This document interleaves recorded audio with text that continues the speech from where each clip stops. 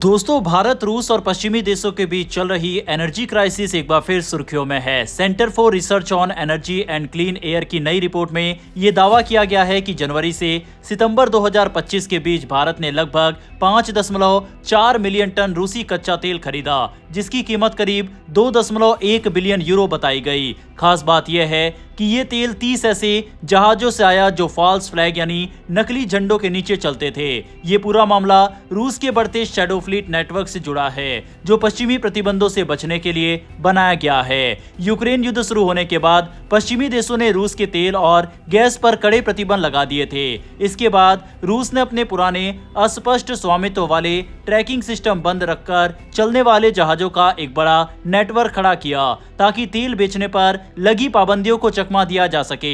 इसी को shadow fleet कहा जाता है। CREA की रिपोर्ट बताती है कि सिर्फ 2025 के पहले 9 महीने में 113 रूसी जहाजों ने फॉल्स फ्लैग का इस्तेमाल किया, जिनसे करीब 11 मिलियन टन तेल दुनिया भर में भेजा गया।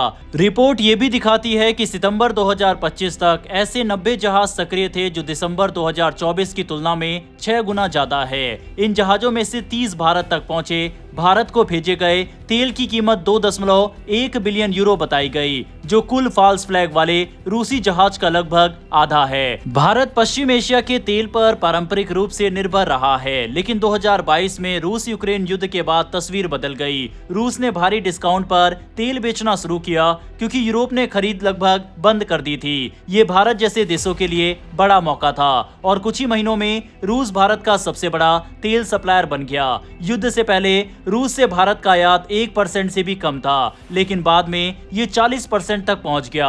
हालांकि नवंबर 2025 के बाद स्थितियां बदल रही है। रिपोर्ट्स के अनुसार दिसंबर में भारत रूस से तेल खरीद कम कर रहा है। वजह है अमेरिका और यूरोप की ओर से बढ़ते प्रतिबंध, साथ ही वॉशिंगटन के साथ चल रही बातचीत। ट्रेड सूत्रों का कहना है कि भारत की प्रमुख रिफाइनरियों ने दिसंबर के लिए अभी तक कोई नया रूसी ऑर्डर नहीं दिया है, जबकि आमतौर पर 10 तारीख तक सौदे फाइनल हो जाते हैं। अमेरिकी राष्ट्रपति डोनाल्ड ट्रंप की सरकार ने हाल ही में कई सख्त कदम उठाए हैं। अगस्त में अमेरिका ने भारत से होने वाले सभी आयातों पर 50% टैरिफ लगा दिया। इसके बाद अक्टूबर में रूस की 2 सबसे बड़ी तेल कंपनियों रोसनेफ्ट और लुकोइल पर कड़े प्रतिबंध लगा दिए। इससे भारत पर दबाव और बढ़ गया। अमेरिका का आरोप है कि भारत सस्ता रूसी तेल खरीदकर परोक्ष रूप से रूस के युद्ध को आर्थिक मदद दे रहा है। इसका असर साफ दिखने लगा। दिसंबर में भारत के रूसी तेल आयात के 6 लाख से 6.5 लाख बैरल प्रतिदिन तक गिरने की संभावना है, जो पिछले 3 वर्षों का सबसे कम स्तर होगा।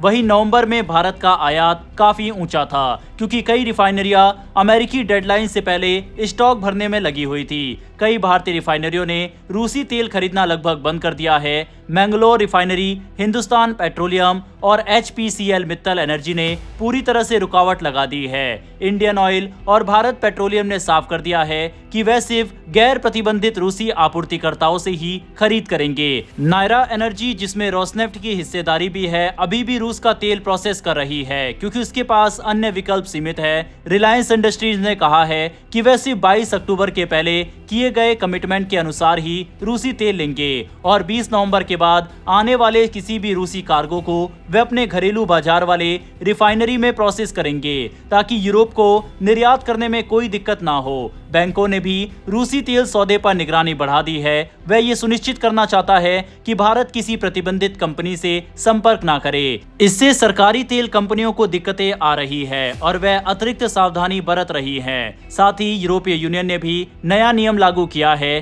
कि 21 जनवरी 2026 के बाद यूरोप ऐसे फ्यूल को स्वीकार नहीं करेगा जिसे उन रिफाइनरियों ने बनाया हो जहां पिछले 60 दिनों में रूसी तेल प्रोसेस किया गया हो। इससे भारत की कई रिफाइनरियों को अपना सोर्स बदलना पड़ेगा। इन सारी भू राजनीतिक जटिलताओं के बीच अमेरिका से तेल आयात में भी इजाफा देखा गया है। अक्टूबर में भारत की अमेरिकी तेल हिस्सेदारी 2024 के बाद सबसे ज्यादा स्तर पर पहुंच गई। भारत अमेरिका को यह संदेश देना चाहता है कि वह ऊर्जा स्रोतों को विविध बनाकर संतुलन बनाए रखने की कोशिश कर रहा है। रूस के राष्ट्रपति व्लादिमीर पुतिन अगले महीने भारत आने वाले हैं। उनकी इस यात्रा से भी संकेत मिलता है कि दोनों देशों के बीच ऊर्जा संबंधों पर गहराई से चर्चा होगी। लेकिन ये भी साफ है कि प्रतिबंधों और दबाव के बीच भारत को आगे और और ज्यादा रणनीतिक फैसले लेने होंगे।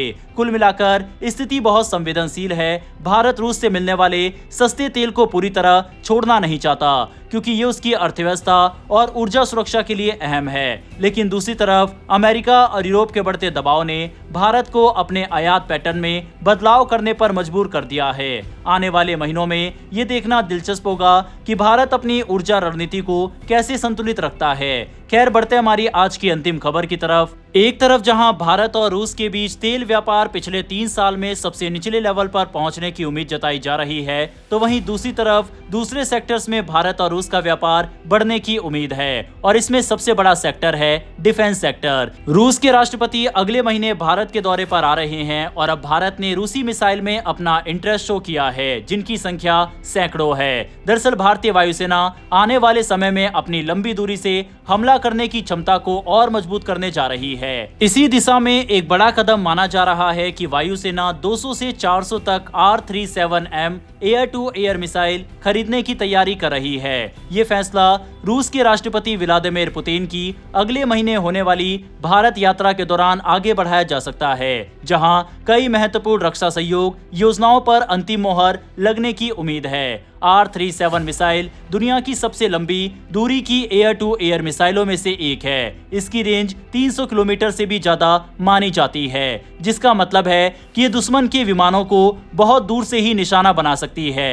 ये मिसाइल खास तौर पर अवैक्स, एयर टैंकर और इलेक्ट्रॉनिक वॉरफेयर जैसे हाई वैल्यू टारगेट्स को मार गिराने के लिए डिजाइन की गई है। इतनी दूरी से हमला करने की क्षमता भारत को अपने विरोधियों पर बड़ा स्ट्रेटेजिक एडवांटेज देगी। आज के समय में पड़ोसी देशों की एयर फोर्स तेजी से आधुनिक हो रही है। ऐसे माहौल में वायुसेना को ऐसी लंबी दूरी की मिसाइल की जरूरत है जो दुश्मन को अपने इलाके में घुसने से पहले ही रोक सके। R-37 की स्टैंड ऑफ रेंज वायुसेना को दुश्मन के एयरक्राफ्ट को उस समय भी निशाना बनाने की क्षमता देती है जब वह खुद किसी भी खतरे से काफी दूर हो। वहीं इस मिसाइल की सबसे बड़ी खासियत इसका एक्टिव रडार होमिंग सिस्टम है, जो तेज और ऊंचाई पर उड़ने वाले टारगेट्स को भी आसानी से ट्रैक कर लेता है। रिपोर्ट्स के मुताबिक ये मिसाइल असली ऑपरेशंस में अपनी क्षमता साबित कर चुकी है और दुनिया की सबसे सफल लंबी दूरी की मिसाइलों में गिनी जाती है। वायुसेना इस मिसाइल को अपने सबसे भरोसेमंद फाइटर जेट सुखोई 30 MKI पर लगाने की संभावना भी देख रही है। Sukhoi 30 MKI